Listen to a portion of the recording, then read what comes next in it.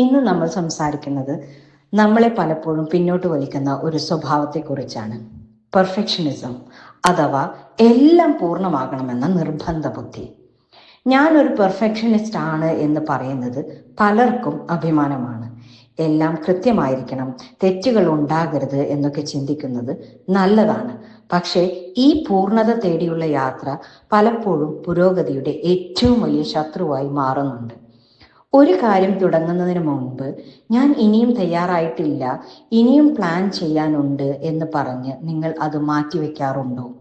എങ്കിൽ നിങ്ങൾ ഒരു പെർഫെക്ഷനിസത്തിന്റെ കെണിയിലാണ് എന്ന് മനസ്സിലാക്കുക. യഥാർത്ഥത്തിൽ ഇത് അലസതയല്ല, ഇറ്റ്സ് നോട്ട് ലേസിനെസ്, മറിച്ച് പരാജയത്തോടുള്ള ഭയമാണ്. The fear of failure, right?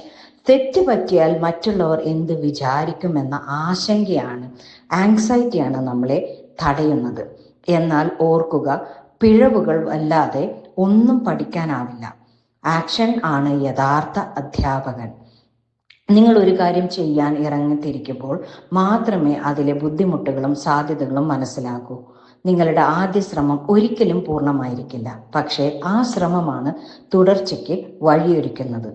നമ്മൾ മാറ്റേണ്ടത് നമ്മുടെ മനോഭാവമാണ്, അവർ മെന്റാലിറ്റി. പൂർണ്ണതയേക്കാൾ പുരോഗതിയെ തിരഞ്ഞെടുക്കുക എന്നുള്ളതാണ് ഇതിനുള്ള മറുമരുന്ന്.